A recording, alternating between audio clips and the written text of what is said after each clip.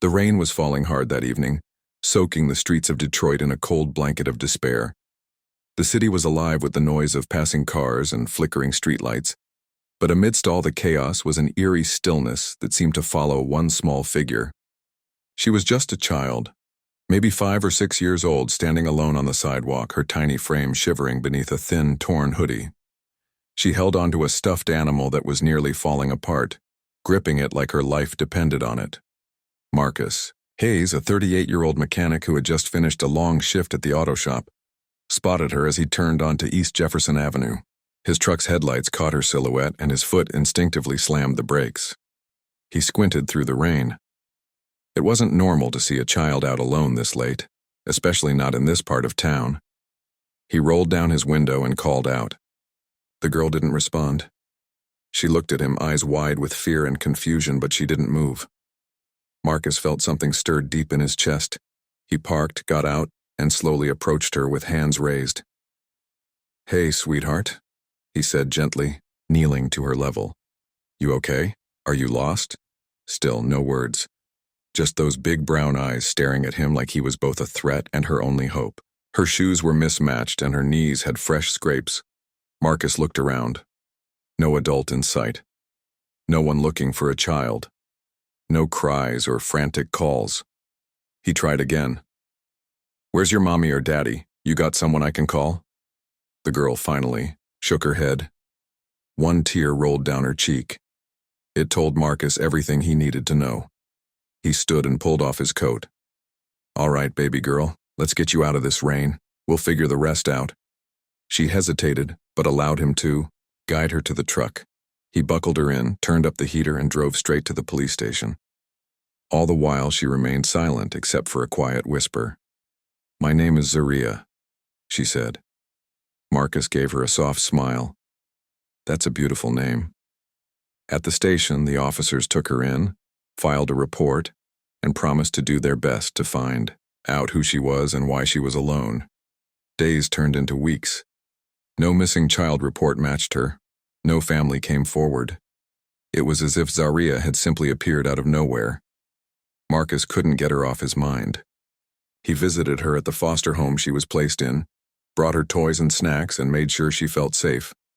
She opened up slowly. One day, she even laughed, a sound Marcus hadn't realized he needed to hear. He started the process of fostering her.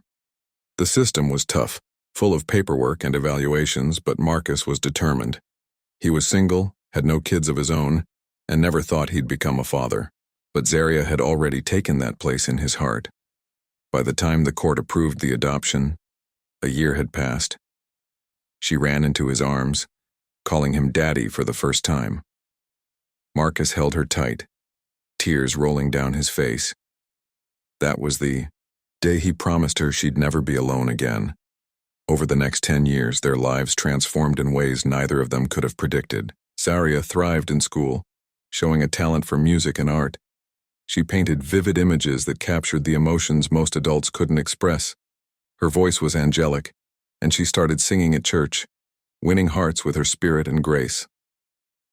Marcus supported every step. He worked extra hours to pay for art classes and music lessons. He never missed a recital or school play. They built traditions: Friday movie nights, pancake Sundays, and road trips in the summer. But it wasn't always easy. As she grew older, questions began to surface.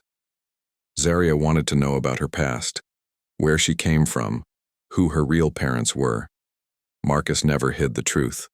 He told her exactly how he found her, what the police discovered, or didn't discover, and how she became his daughter. The conversations were hard, but they always ended the same way. "You're my little girl, and that's never going to change," Marcus would say, pulling her into a hug. Zaria would nod, tears glistening in her eyes. "I know, Daddy. I just wish I knew why they left me." At 17, Zaria applied for a scholarship to a prestigious art academy in New York. She was nervous, unsure she was good enough, but Marcus encouraged her to dream big. She was accepted with full tuition. The day they read the letter together, they both cried. It was the first time Zaria would be away from home, and though excited, she was scared. "You built me up, Daddy," she said before leaving. "Now I'm gonna go make you proud." Marcus watched her board that plane, heart heavy with pride and fear. He kept her room just as she left it, visiting it when he missed her most. They spoke often, and Zaria sent photos of her work.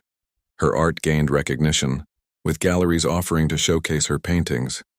One day she called Marcus breathless. "You won't believe this," she said. "A woman came to the gallery. She said she recognized my work. She said she thinks she knows who I am." Marcus sat down slowly. "What do you mean?" "The woman's name is Elise. She's an art professor. She told me she had a sister who had a daughter named Zaria.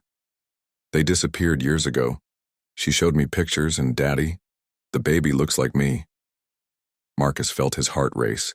After all these years, could it be? They arranged a DNA test. The results came back 2 weeks later. Elise was Zaria's biological aunt. Her mother, Ayana, had been a victim of domestic abuse and was trying to escape with her daughter when she vanished. Elise had searched for years, but authorities believed both mother and daughter had died. Ayana had been found years later in a mental health facility, unable to communicate clearly, suffering from severe trauma. She had passed away shortly after, her identity never confirmed. Zaria's disappearance had remained a mystery, until now. Zaria flew home that weekend, heart heavy with new truths. She and Marcus met Elise together. The reunion was emotional and bittersweet. Elise wept as she hugged Zaria, whispering apologies for not finding her sooner. Zaria took it all in with grace. But later, when she was alone with Marcus, she said, "Even though I know where I came from now, my home is still with you." Marcus hugged her tightly. "You'll always have a home with me, baby girl." The story spread. Media outlets picked it up. How? A man found a little girl on a rainy sidewalk, raised her as his own, and 10 years later discovered the truth behind her past. It inspired thousands.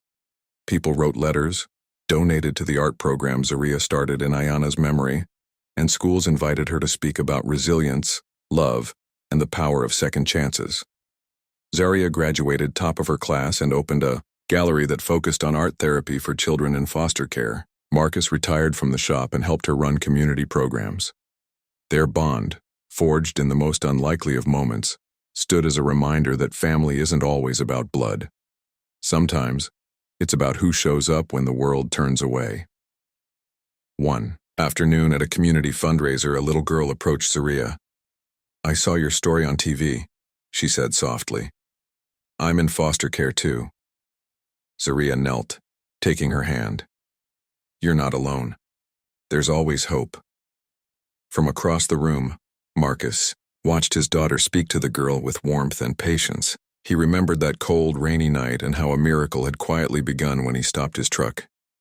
He never imagined how far that one act of kindness would go.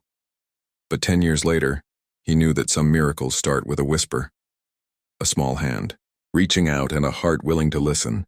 And for Marcus and Zaria, that miracle was still unfolding.